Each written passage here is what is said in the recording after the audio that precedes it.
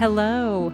Welcome to the Empowered Artist Collective podcast. I'm your host, Jennifer Apple, a multi-hyphenate actor, educator, acting coach, writer, dog mom, and founder of this vibrant community that champions artists as they carve out their own unique paths in this wild industry. Whether you're just starting out, in the thick of it, or seeking a bit of artistic fuel to expand your toolbox, you're in the right place. In this space, we'll have honest conversations, share actionable strategies, tips, and resources, and delve into the messy yet beautiful journey of living a sustainable, creative life.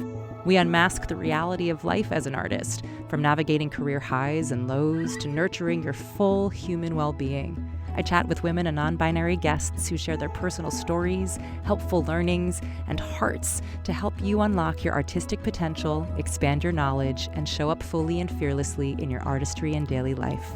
Before we dive into this week's conversation, don't forget to hit that subscribe button so you never miss an episode. If today's chat resonates with you, please leave us a review. It helps us reach even more incredible artists just like you. And hey, feel free to spread the love. Share this podcast with a friend or post it on your socials, making sure to tag at Empowered Artist Collective and at Jennifer Apple _ so we can chat with you there. All right, grab a cup of something cozy, settle in, and let's get to it. How do you navigate the delicate balance between creative vision, financial stability, and community engagement as an artistic director? In this episode, as part of our Artistic Director mini-series, I chat with Brisa Areli Muñoz, Artistic Director of the Musical Theater Factory. Brisa shares her interest in the intersection of artistic practice, justice, community, and healing, and how that guides her responsibilities as an AD. She talks about the importance of clarity around a theater's mission, how to center underrepresented communities, balancing artistic vision with fundraising, and long-term organizational planning. We discuss how vulnerability, patience, and long-term vision are essential, how power dynamics within the creative process can be subverted through genuine collaboration, and the importance of making space for autonomy, curiosity, and care. Whether you're an aspiring artistic director or looking for ways to build deeper, more supportive relationships with the artists you work with, this episode offers powerful tools to apply to your own creative practice. Enjoy! Brisa Areli Muñoz, welcome to the space. So glad to be here. Thank you so much for having me. For anybody who does not know you, who are you today? Today and always, I am an artistic director, a theater director, a cultural worker, a healing practitioner who is always interested in the intersection of artistic practice, justice, community, and healing. I'm just holding space for the clarity of intention through the way in which I imagine you touch all of your hats. I guess you can call it like your own personal mission statement. It just feels very clear. And even just the way you shared that had the like healing energy to it that I needed. So I'm here for it. Thank you so much for that reflection. It's taken a while to feel like there's clarity around all of the identities I feel like I hold. So to hear it reflected back that it's understandable and that there's meaning to be made of it is, really great. I am curious then, before we dive into the hats of it all, the descriptors for you, obviously like words hold meaning. And as you just said, it took a moment. So like for you, how have you arrived to these intersections, to these quote unquote labels, to this feeling around the way in which you operate? Yeah, thank you for asking.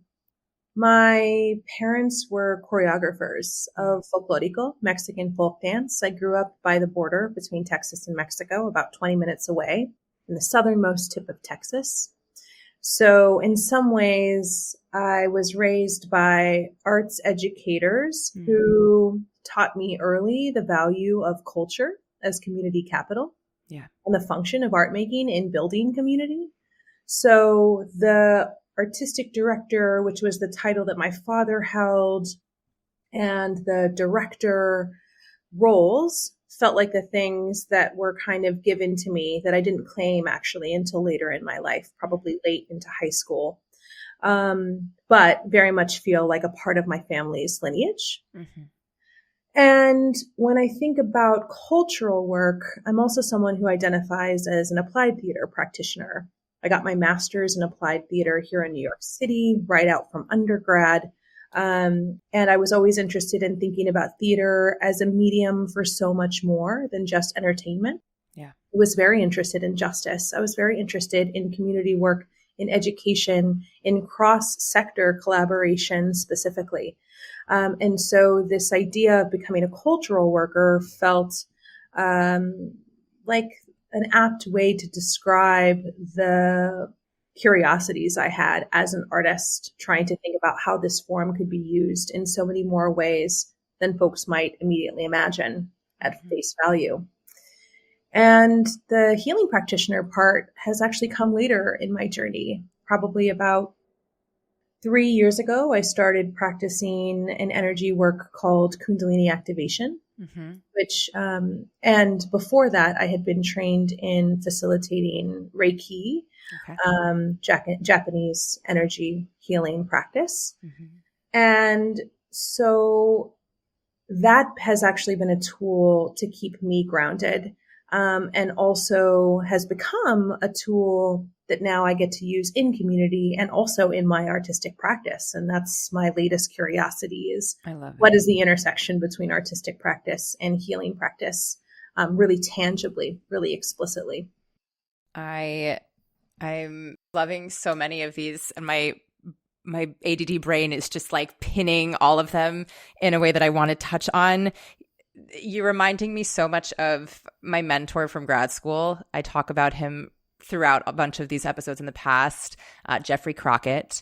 And he's I guess you can say now like a breath embodiment practitioner. He always has been, but really it's morphed through like voice technique and then Alexander technique and mindfulness. I mean, all of these things, Mittendorf practice, and the way in which he teaches, but certainly just simply exists on this planet, is the utmost presence. And there's just like simply being in his orbit, there's something about receiving energy that I hadn't clocked until studying with him for 3 years and then, beyond, around not even necessarily talking about the thing, but just existing around the thing. As in, like, if somebody is so embodied within themselves and in a practice and they are centered through their spine, through their feet, all the way up through their head, you feel it in a very tangible way. And so that when they verbalize the practice that they do, there is an actual integration of like, oh, that's what I was feeling while I was doing, and how important that is in what we do as artists to be fully embodied in everything that we do. And then the way in which we can enter into all these spaces with that embodiment. I mean, yeah, I love that you are using these healing practices for your art, that the art is being used to heal, that you are bringing it into different and alternative spaces so that other folks can have that experience fully integrated within themselves. I'm here for it. Thank you for being in this space and naming it. Like, yes, yes, and yes, and yes. Yeah. And I think there's also something can be really profound about theater. There's this essence or this quality of the ritual on stage that can feel really magical. And I use magic really consciously, because folks might find that a kind of funny frou-frou word. But so much of my work is about trying to understand what is that energetic relationship between audience and performer that allows folks to lean in and get swept up away in the magic that this form can produce. Yeah. And I think I saw an article recently that was like critiquing theater and talking about theater as purely escapism and how actually that can be problematic for us in these times. Yeah. But the people who are speaking in those ways, I don't think have thought about theater as a tool than for more than just entertainment, because actually the work that I've done across communities, across sectors, but also with professional actors and performers, has a certain quality that's hard to speak to or put language to, but is very much felt when a piece is being done. And that's always the tangibility of the intangible is always the thing that I'm curious to conjure in my work directing practice and in my culture work, in my culture building work. Well, let's talk about it then. The work that you find yourself doing, certainly under your artistic director hat, and the way that you are fostering work within spaces, obviously within your director hat when you are doing the thing very intimately. I'd love to unpack that a bit. Yeah, would love to. I would be remiss if I didn't sort of speak to the lineage or Great. how I came to be in this particular role of artistic director at Musical Great. Theater Factory. As I mentioned, I got my master's in applied theater. And shortly after that, I started working for the organization that was affiliated with my master's program, CUNY Creative Arts Team. Mm-hmm. And I was a teaching artist and then became a manager of teaching artists that would put original curriculum out into schools all across New York City that was participatory, that was working to give the audience or the students agency to be able to imagine new realities, imagine new endings, but also think critically about the challenges that are facing our world. Mm-hmm. So I really came from this educational background space, and I've done work with international mediators who are on the front lines of conflict in Romania, using theater skills as a way to address issues. And I worked with educators, peace building educators in Iraq, in Dohuk, Iraq, to think about how theater methods could help us to unpack the historical biases that exist within our own bodies in relation to the conflict, and how do you actually make space for peace and for dialogue to occur, So I was coming from this very justice / cross-sectoral educational way of thinking about the work, but that really sharpened my skills as a deviser or as a creator of original works, which then led me to public works at the Public Theater, which is an opportunity for neighborhood-based organizations from all across New York City to come together and take classes and enjoy potlucks together. Yeah. But ultimately, this kind of community building all culminates in a 200-person musical in partnership with equity actors that happens at the Delacorte in Central Park. And so these large-scale, community-centered experiences became the type of work that really felt like me. Mm-hmm. And so when I saw the posting for artistic director of Musical Theater Factory, I understood them to be making change-making new works that were about collective liberation. They were conscious about justice in their work, but also they centered LGBTQ, BIPOC, disabled, indigenous folks. And that felt really exciting and really in alignment with my values. And in a time when it's so difficult to figure out how to galvanize the capital to put up full productions, and with a developmental theater space that was kind of waning and dying because of lack of resource and lack of support, this particular moment to team up with MTF felt really right, because with my kind of original works and devised background, with my deep care and consideration around process, running an organization that was about developing new works in collaboration with artists felt really right. And I've now been sitting in that role for about 3.5 years now. And it's wild to think about the transformation of our world that has occurred in that time, but also the organization itself. But it's truly been a privilege and feels like it aligns with my excitements for the work and for the future of the work. Thank you for sharing that. Everybody who listens to this knows I love an origin story. So you beat me to it by sharing.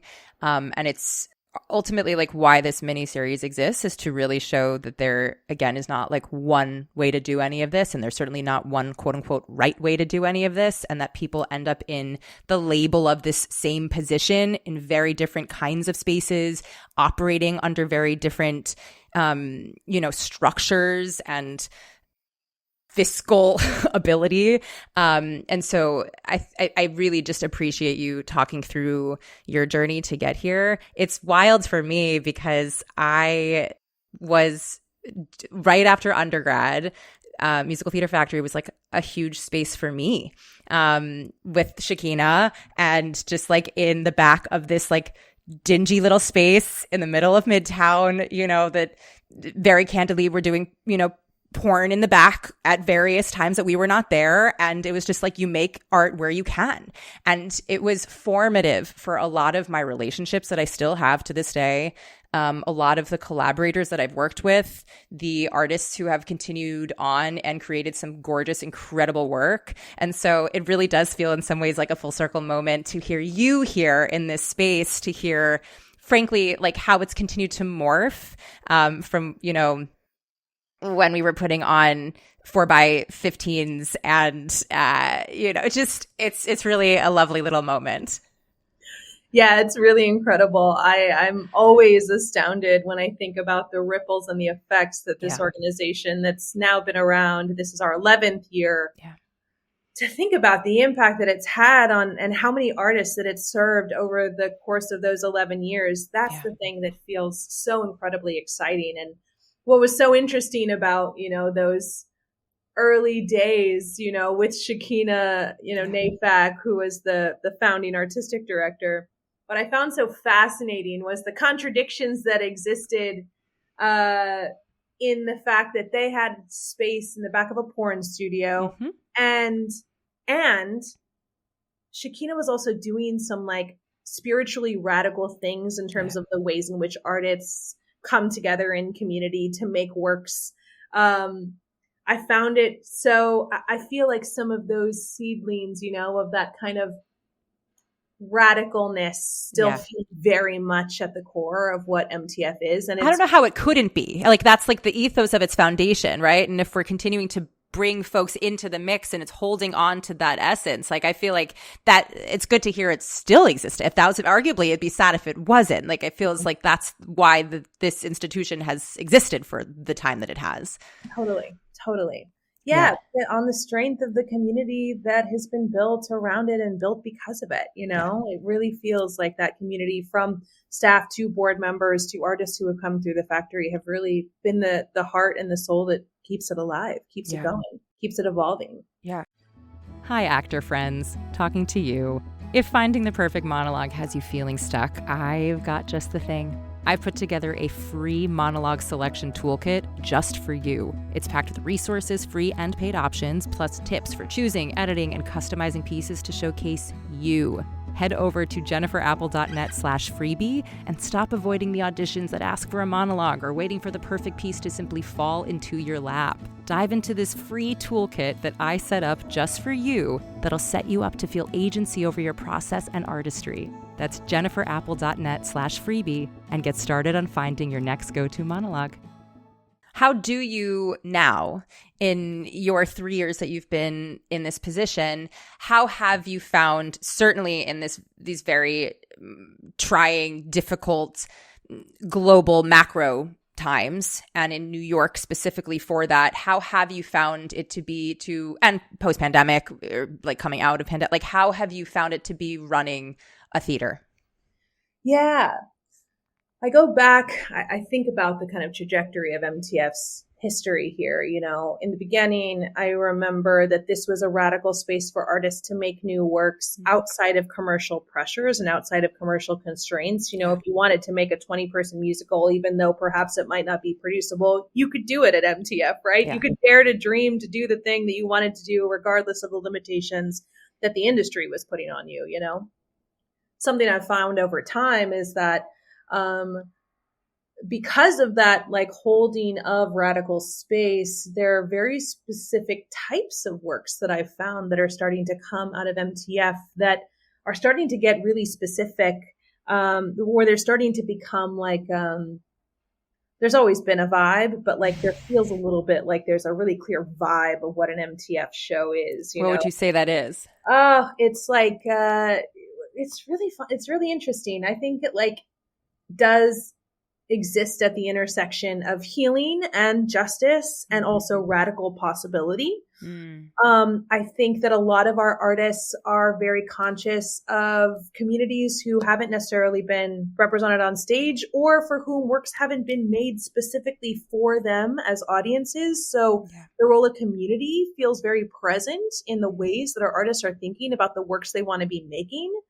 Of course, we also have artists who continue to be interested in commercial pathways for their work, right? So Broadway or off Broadway might be, some of the direction that they want to do. But if they're trying to bring it to those spaces, it's because they're trying to somehow subvert what exists in those spaces. So there's still a radicalness to them.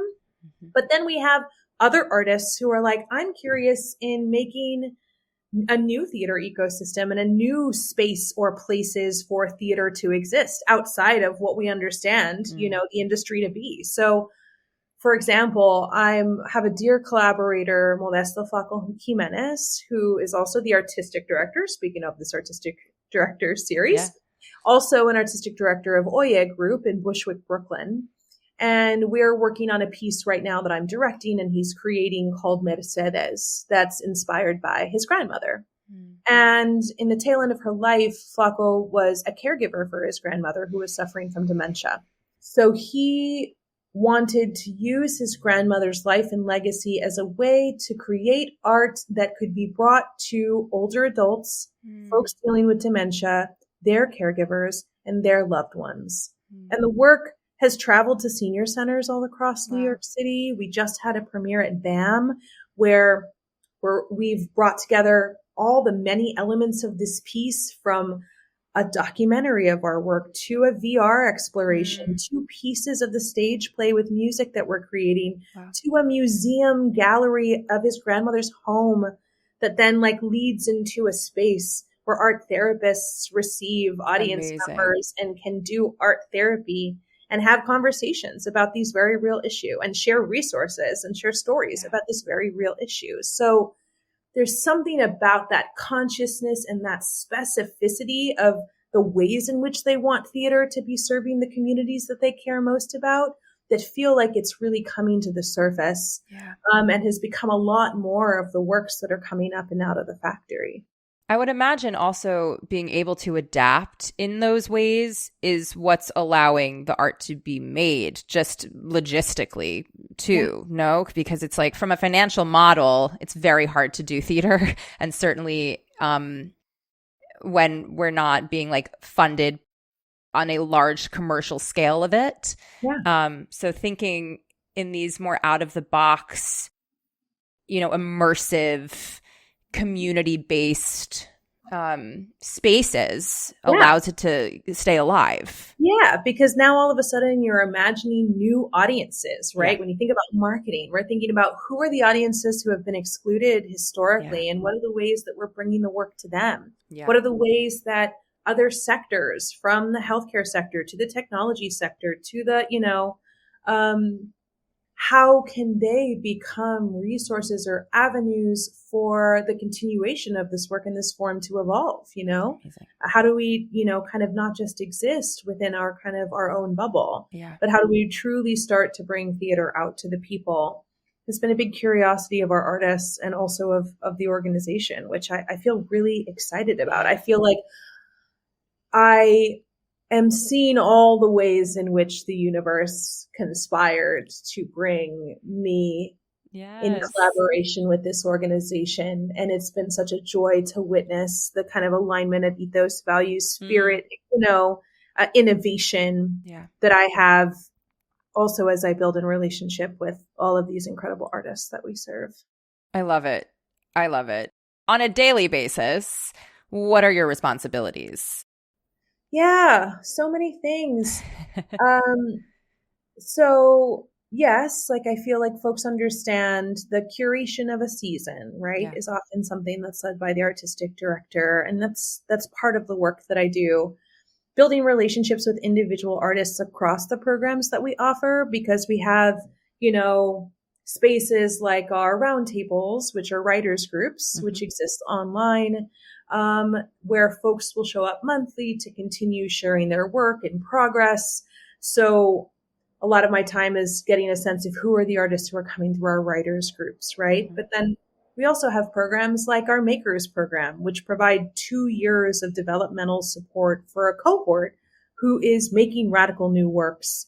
And MTF is working to be the sort of home and also to help build more homes for these artists to be able to put up and out their work. Because I think something that we're very conscious of is can't do it alone, you know? And if we're talking about community, so much of the work that I'm doing is also about building partnerships with folks, organizations who feel value aligned so that we can garner more resources for these artists to be able to thrive, you know? It's also about cultivating board members and also thinking about fundraising and development and what are the sustainable ways that we're going to keep our organization afloat.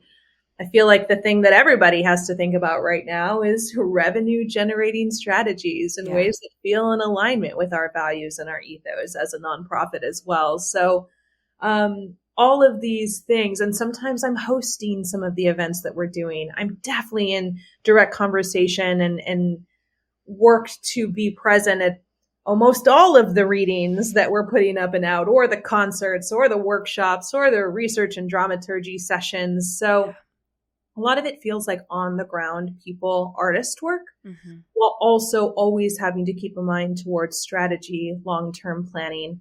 We have the gift actually right now that we've been going through a strategic planning process, which came at exactly the right time. So this entire year, we've been reimagining our artistic program model. Wow. And in June, at our final salon of the season, which is our kind of curated open mic, I'll be revealing this new vision for our community. And I'm really excited about, you know, what we've learned about our community in terms of what they want and what they need, and how we can take what's happening in the world right now in real time and craft a plan at least for the next 3 to 5 years that can be as much support to artists as we can possibly do, because, you know, we're only one organization, only one theater, but we're doing our very best to serve in the ways we can, you know. Did you do that from an internal, strategy, or did you hire an external consulting, whatever firm to assist in that? So what's interesting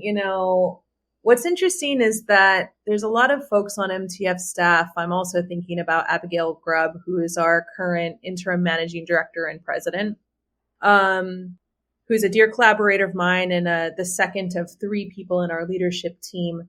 Abigail is a consultant. I am also a consultant. So it's really interesting because we're taking best practices from the consulting world, but we are applying it to ourselves. At the end of the day, it costs a lot to bring someone else in. And so what we've done is we've identified really key points throughout the strategic planning process where it's absolutely necessary to have an outside voice to help us to build this plan. But for the most part, it's been a galvanizing effort of Abigail, myself, Andrea Negrete, who's also the third part of our, leadership committee, with our board, with our staff, and with our artists. We made a community-wide strategic planning committee that is at the intersection of artists, staff, and board. So we've really been doing it together, Wow. I feel like ultimately this, I'm just repeating it back, but like ultimately that's going to serve the community so much better. I hate that word, but just like the impact of it will be so much greater just because you're actually taking it from the people that it affects directly and who know the space really well. And it also just reminds me of like, the best idea winning kind of vibes of it all, where it's just like, why not use the talent of the people who are in the room to better understand yourselves and the institution? It's like, if we're all stronger together, why not use what we have at our fingertips and better understand it? Yeah. And there's been so much that I've learned from it because there's so many people who are coming with different experiences of the factory. We have folks who have been there from the very beginning. We have folks who came midway through. We have newer folks. And then we've got me in the equation. And here we are. It's so fascinating to be able to get all those perspectives in one room, where, I can say something that feels exciting and radical to me, and Shakina can bring me back down to earth and be like, actually, we were doing that in year 1. And I was like, really? Were we? Incredible. Okay, cool. Mm-hmm. How do we put language to it now that feels like what we're doing now and like it's the evolution and that we're holding on to where it came from, right? And, again, as someone who's also an artistic director who's responsible for, cultivating and galvanizing in folks an artistic vision that we can all get on the same page about, I've felt really supported by this group of humans where maybe I throw out an idea or a vision for a program or a thing that we might call it that feels distinctly Brisa.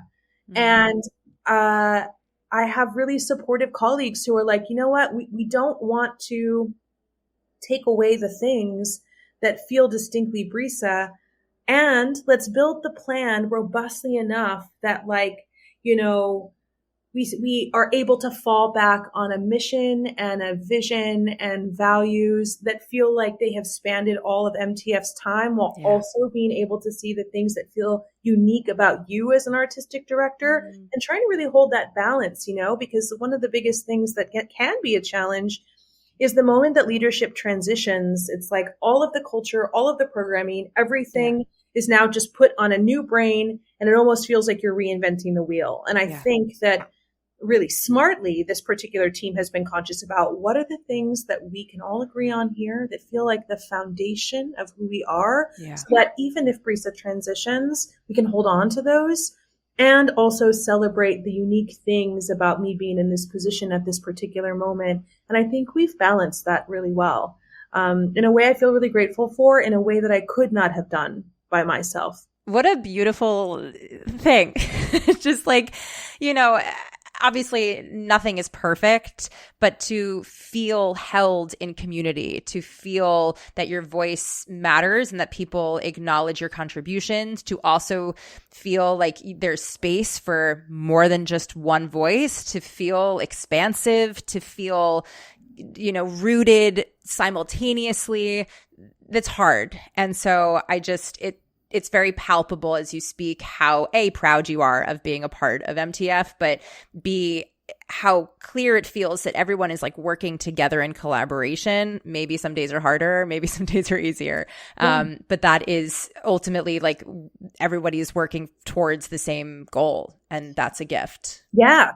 And, I'll share this little kind of story or anecdote.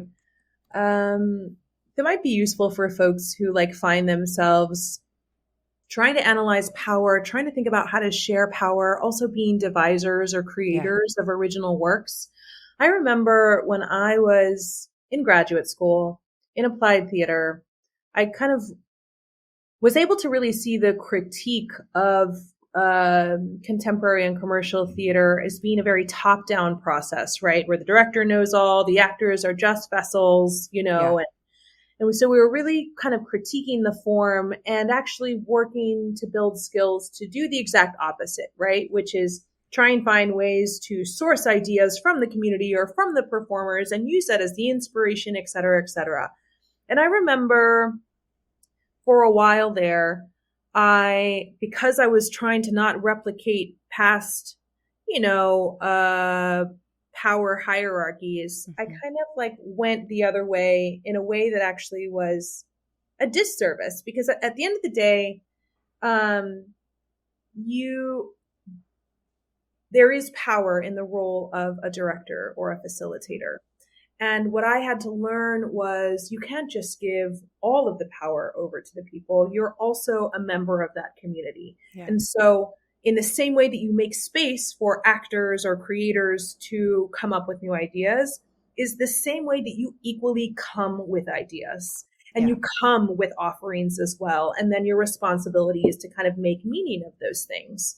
So I felt like I had to learn through doing that setting a community up for success isn't giving them every single problem or challenge or, and asking them to fix it. It was really you in conversation, kind of matching the circumstance with both structure, but also the freedom for things to change. So you can only imagine that here we are collaborating on a new artistic programs model, and it's involving lots of parties. I'm getting lots of feedback. I've taken the feedback ever since I took this position. Every time I hear feedback from an artist, I'm jotting it down. I'm thinking about it. I'm trying to understand how this new program model is going to address all of these bits of feedback that I've heard over 3 years, So you can imagine that moment where I kind of we had a focus group. We actually had 2, where I had to turn over the artistic programs model and really sell this vision to the community. I was terrified because it felt like, look at all this power that I'm holding right now. And I'm telling you, the community who made this thing, what this thing is going to be. But I started by saying, I want to acknowledge this is a very vulnerable thing to do. Good. But I also want to acknowledge that I have been listening really deeply for 3 years. So anything that's coming out of this is because I heard it, because I saw connections and making meaning. And it was truly coming from you. So that was maybe the most terrifying moment, was to be like, oh, I actually have to turn this thing over. And then I really have to just see how folks respond to this. And again, the larger reveal will happen publicly, in June, but this was kind of the more internal sharing of that.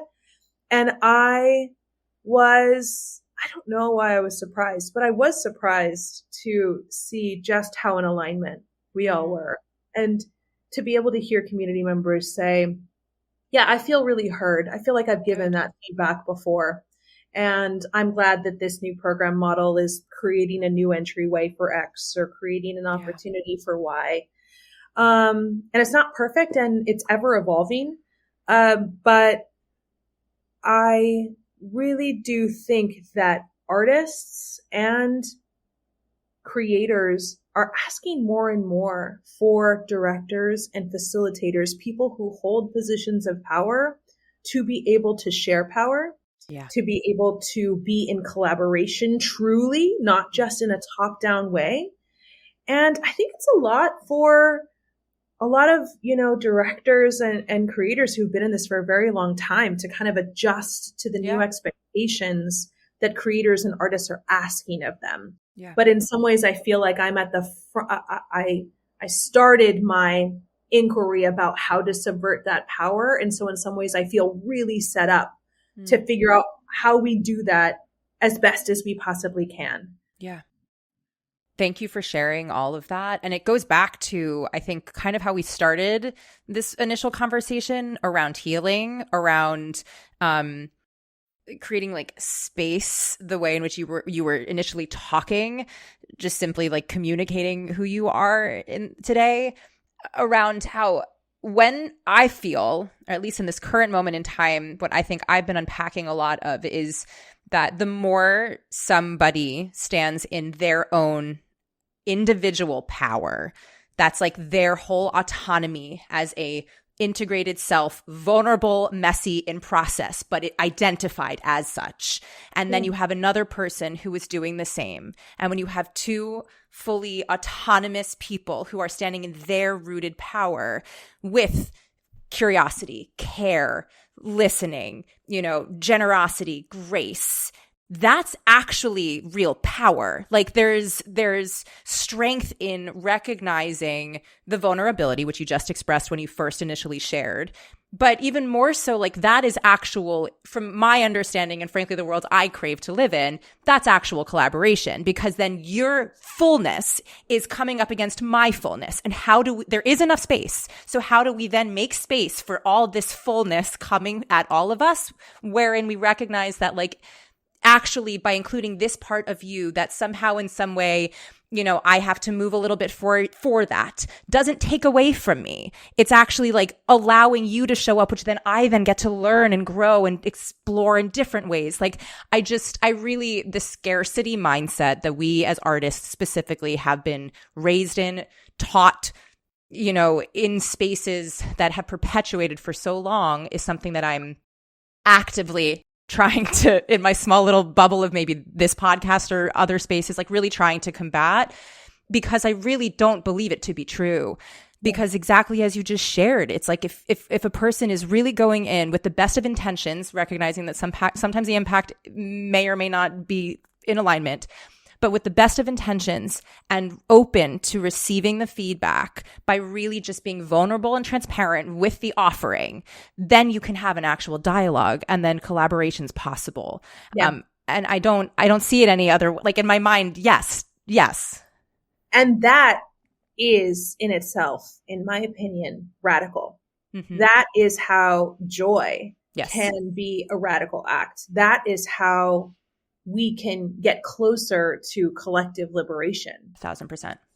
And so oftentimes we think about the word radical and I don't know, what are the images that come to mind, burning something down or fire and things like that. But what if it was like the sparkle of magic, you know what I mean? Or like the joy of laughter, or like that of like, being in conversation and dialogue and actually feeling like you're on the same page, that's also radical in an industry where this is not necessarily the norm.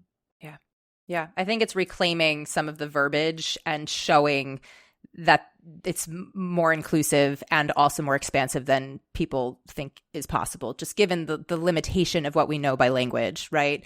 Like we all have associations. When you said the word radical, I imagine any listener who has a certain visual that pops up. And I do this with clients all the time too, and certainly in master classes, where, when somebody asks like, how do I make this interesting? And it's like, okay, actually, let's dial back this question. You are interesting. That is the whole point. Like whatever you are bringing to the table is what's interesting. You don't have to try to be interesting. But that aside, let's say I give everybody the same exact monologue. What is going to make that stand out is that when I say the word frog and everybody has literally in their brain different visuals and experiences and relationships to the word frog. You might have had frogs as pets as a kid and you have a little, I don't know, what do you call it, like a fish tank, a frog tank in your home that you're envisioning. And somebody had maybe like, a cartoon that they watched growing up that had this animated frog, and somebody else had a pond in their backyard and always saw frog. Like every single person is envisioning a frog, but it is a different frog. And therefore that frog is individual to them. But we've all heard the same exact one single word. And, continuing to invite more into what feels limited, I feel like is our responsibility. Yeah. And, it's so interesting that you use that with clients, because I'll do the exact same thing. When I first took this job, the way that I would try and get folks to understand what I was trying to do here and what the org was trying to do was I'd ask folks, what are the first 3 words you think of when you think of musical theater? And the type of words that I heard were like white and cats and Disney. And some people said corny. Other people said queer. And I said, incredible. What if we imagined that this form, this intersection of performance and music and movement was so much more expansive than that? Yeah. What if the sound was completely different than you thought? What if the execution and what you saw was completely different than you thought? What if the people on stage were completely different than you thought? What if the venues were completely different than you thought? Then you get MTF. Right. That was often the ways that I would get folks to try to understand that we're actually trying to expand the ecosystem of theater across the country. Yes, in New York City, but even beyond. Some of our makers aren't even New York City based. They're LA based, for example. Our writers groups inevitably had to move online because of COVID. So we now have a national pool of artists and creators who are building with us, But that is always kind of the desire, is how can we be even more expansive about what folks understand this particular form to mean and its function in our daily lives. Yeah. I loved, thank you for going on that exploration with me. I think it's important to name as much as possible. So I'm always grateful to have folks in here to be able to talk in this kind of way, to continue inviting folks to think more expansively. Have you been using the same monologue for years? Are you gearing up to apply for BA, BFA, or MFA programs and need pieces for that process? Or maybe you just have no idea where to even start with monologue hunting? I get it, and that's why I offer monologue sourcing. This is a unique process where I find monologues chosen specifically for you. So many artists pick pieces based on external labels like type or for roles rather than finding material that represents who they truly are. So here's how it works. We'll meet virtually and you'll share all about who you are, your passions, values, beliefs, and everything in between. Don't worry, I will help guide you through this process. Then I'll get to work finding monologues that fit you like a glove. With years of experience sourcing pieces for hundreds of artists, I've seen the difference it makes to have a monologue that genuinely feels like you. So, if you want to feel empowered about the monologues you bring into rooms and use for auditions, I would love to help you find them. And because you're a listener of the Empowered Artist Collective podcast, I'm offering an exclusive rate. Head to empoweredartistcollective.com/podcast promo to register and claim the special offer. That's empoweredartistcollective.com/podcast promo. I cannot wait to help you find monologues you absolutely adore. For anyone who is listening and they're like, I never really thought about, or maybe I did think about like becoming an artistic director. What would be some things that you were like, hey, these are some things I'd recommend, or actually maybe start doing this kind of thing, or actually there's no real one way, so I don't have a guidebook for you. Like, what would be your artistic director starter pack? The first thing I think about is process. I think about what is the unique role that you can play as a director or a facilitator in building relationships with artists and imagining pathways for growth to happen for their works. One of the first things I was going to say was like understand like your flavor, your taste, your vibe. But I didn't say that first, actually, because I think the process part is the most important part, because not every piece that comes through MTF is necessarily going to be the show that I would direct, right? Yeah. And yet it is my responsibility to find projects that match the values and ethos and create the foundations for curiosity and creativity to flourish. Yeah. And part of that is about being really clear about what your method is, what your process is, what your practice is, how you actually, what is your way in to supporting artists. That feels like a really important part. I actually think the reason why I put aside the kind of like understand what your vibe is, though that is also important, understanding what you like, and don't like is useful, but it kind of still goes back to these like outdated notions that theaters should be spaces where there's this one person in power at the head whose taste is the thing that like is above everybody else's and that you must like because this one person has deemed it so. I find that less useful, specifically for running a developmental theater, right? Where it's truly about process and an artist process and meeting folks where they're at and setting them up for success. I would also say centering relationships, understanding your relationship to relational practice, building relationships with artists and truly daring to be on the ground and in the weeds with them is something that I've found has been particularly helpful in building relationships with the artist community at MTF. Now, that's my particular way, but it is a way, that I've found to be really successful is to really put care. You said all the words before, right? Care, grace, and generosity into your practice, because it is a really vulnerable time to be an artist. Yeah. And so to be able to hold this space for that reality as well, feels really necessary for this role and for this moment. Yeah. Thank you. I've been asking that of all the folks so far, and it's been really beautiful to hear these responses. I hope folks continue listening to the other ones within the series, because just even, hearing the way in which people approach their craft and approach their quote unquote labels, like it's an invitation, I think, to really look inward and recognize that like what you have internally is the sauce, and being curious about the ways in which you can bring those forward are individual people's superpowers, and we often forget that. So what a beautiful offering. Yeah. I also think that like I go first to talk about the thing that gets me most excited, but there are also components of the job that when I came in, I didn't feel like were particularly my strengths that I've had to build up in myself. May I ask what those were? Yeah. These days, there's no way that you are an artistic director and not a fundraiser, that you aren't a strategist who's also thinking about how an organization is going to generate revenue in order to keep its doors open. And those can be the scarier, for some, those can be the scarier parts of the job. Yeah. And I remember, and this is, I remember about a year ago, we were in a really tough financial spot, and it was right before our 10-year anniversary, and like the stakes were high. Things were dire. And I remember having a conversation with Shakina, and she was just, the biggest cheerleader, and was sort of like, I know that maybe you're afraid of this fundraising thing, but I know that you're an incredible storyteller, and there's nothing that you don't have within you already that can make you a really strong fundraiser. Mm.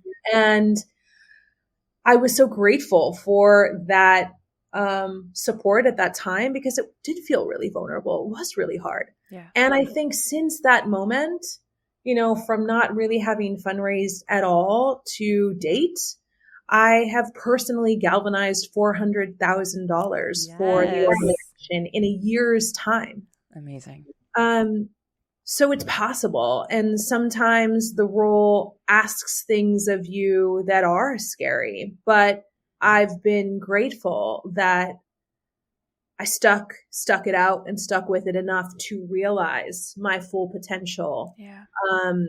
And what's really possible. And now my question becomes like, what's the next scary thing, and how can I make it less scary by just daring to do it? And again, centering relational practice, centering vulnerability. I had to be so vulnerable to some key people who were really the people who helped me to galvanize those funds. But I had to be really vulnerable, and I had to dare to show up in the fullness of my like enthusiasm and heart and like belief in what the organization could do, like to the point where I was like on these calls in tears telling people like, don't worry about these tears. You know what I mean? I'm just really hype and excited, and I really do think this is possible.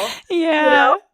And, and then folks, I had enough folks who like really understood like just how much heart I had in it, and that it wasn't just about me. It truly was about this community that started long before me, but it felt like my responsibility to, with our staff and with our board, maintain. So the way that I describe it now is like, if we felt in dire straits a year ago, I described it as like, in the way that like any person taking on a new leadership role might feel, is like you take a job and maybe it feels a little bit like a dirty house. Like, and you have to understand, what are all the things in the house? Yeah. You know what I mean?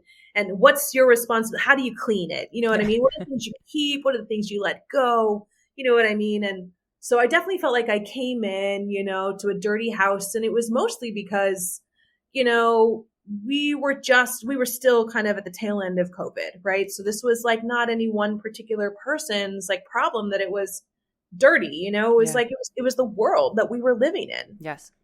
And I finally feel like the way I describe it, especially now that we're like getting ready to unveil like our new vision for, the next few years, is I feel like we finally have a clean house, and we got sturdy foundation, and we have like a couch and a keyboard. Like, that's all. It's what you need. Yeah. But it's like, it's kind of like all you need right now. Yeah. We've got a guitar as well. Now we've got the guitar. So it's those kinds of things where I'm like, wow, like, and I never would have anticipated how long it would take for it to become clean. That was also kind of like a stark reality. Sometimes people will come in with new leaders and ask like, what are you going to accomplish in the first 100 days? And like, I let go of that idea the moment I took this position. I was like, there is no way that anyone's going to really be able to see the longitudinal, deep, cultural work that I'm hoping to do here to clean up this organization and have it ready to be visible, more widely visible. Yeah. There's no way that people are going to understand my impact in the first 100 days. Yeah. It took me sitting in this role now for 3 years for people to just start to see, oh, okay, we see what's going on here. Yeah. We see what's possible here. Yeah. I'm really grateful for the folks who stuck it out. Well, you're planting seeds. You're planting. It's like, I've slowly become like a plant person. That's been like a journey that I've been trying, and I've been succeeding. I have like, I don't know, 20 plants or something like that. Thank you so much. But it's like you plant that seed and you want that thing to have flowers immediately. I've had this same plant for almost 3 years now, and this is the first season it's ever blossomed a flower. I had no idea this plant had flowers. Like, I had no concept for years that was even the possibility for this plant. Maybe because I hadn't researched the plant and didn't know that was part of its horizon. But all of a sudden, after 3 years of tending to this plant, now it's showing me a little flower, and it's like, who knew? I didn't, Exactly. Yeah. Exactly. Yeah. And that's for like trust and patience, and you mentioned earlier that something that's really useful for viewers of this podcast is to sometimes get like tangible tools or resources that they can go away with. You speaking about kind of plans and getting into plans. I'm thinking about this book that Abigail Grubb, my co-leader, recommended to me called Regenerative Business by Samantha Garcia. And it's thinking about nature as our way out, nature as the thing that's going to help us understand how to regenerate our businesses when they feel like they're failing. I love that. Things like magic don't feel all that, unfamiliar in a book like this. And they build off of, emergent strategy. And Amazing. It's so cool to see, a Latina person also at the helm of writing this book. Yeah. There's also something interesting in that, like, all of our leadership circle right now are like femme, non-binary, Latina folks. Amazing. That's also really cool. That's also a rarity when you look at the like disparity of like the intersection of identities and who's present in the theater or not. Latina folks are so low in the numbers, so low. So to think about an organization that's being led, by these folks also feels like what a dream, what an opportunity. It's amazing. For folks who want to get more involved with the work that MTF is doing, whether it's from the writing capacity or the creating capacity or the acting capacity or direct, whatever it may be, what are some of the ways in which they can get involved? Yeah. So I will plug our website, mtf.nyc. We're also currently on Instagram, though thinking about some other ways of communicating that are a bit more subversive and a bit more private. But for now, on Instagram, we are MTF Musicals. In June, we have our final salon of the year, this curated open mic. We're basically going to be celebrating a lot of the artists that we've championed over this past year. But I'm also going to be revealing the new season plans. Nice. And that is going to give audiences, community members, artists, a sense of all the different ways that they can tap into programming in the ways that it's evolving. And my biggest desire was, how do I create more entry points for folks to be able to show up to MTF as opposed to, I'm just waiting for my piece to get curated here. Yeah. Really trying to think about community at the center and what are the different ways that we can be continuously in community with each other to strengthen and build our works. So I point people towards our June salon as the chance to kind of hear it first. If not, sign up for our newsletter. You'll get all the updates there. I love it. Thank you for going on this journey here and showing up so openly and intentionally and with like your ethos and values truly flowing from your feet through your head. Like just like really, it's so obvious that you care so deeply about what it is that you do and the way in which you do it. And I'm so grateful that you shared that in this space, in this way, and that you are doing the work that you are doing for artists to be impacted by it and have a space to feel that they can also show up in this way for themselves. It's just, it's regenerative and it is inspiring. And so thank you for giving of your time and lending your voice to this series. I'm very grateful. Yeah, thank you so much for being such a beautiful holder of space. It's so great to also learn about you and actually get a chance to converse with you through this format. Excited for more in the future. Me too. If anybody wants to reach out to you individually and work with you or hire you, where within your boundaries is the best way for people to find you? Yeah, I can also be found on Instagram. Brisa Areli is my handle. For the more informal connects. You can also email me. I'm at brisaareli@mtf.nyc. So either way, I'm here, standing by, excited to know you, excited to meet you, all of it. Thank you so much. That's it for today's episode. I hope you walk away with some fresh insights, feel inspired, and a little more empowered to take the next step on your artistic journey. Remember, whether it's a small shift or a big breakthrough, every step forward counts. You've got this, and we're here cheering you on every step of the way. If you found today's episode helpful, don't forget to hit subscribe so you'll never miss out on the discussions we have each week. And if something today really resonated with you, please leave us a review. It truly is one of the best ways to help other artists find our podcast and join in on the conversations. Plus, we feel the love too when you do. And don't keep all this goodness to yourself. Share this episode with your people or post about it on social media. Be sure to tag at Empowered Artist Collective and at @JenniferApple_ so we can see what's landing for you and keep the conversation going. As always, thank you for being here. Thank you for listening. And thank you for being a part of this incredible community. Keep creating, keep thriving, stay empowered. I'm Jennifer Apple. Until next time.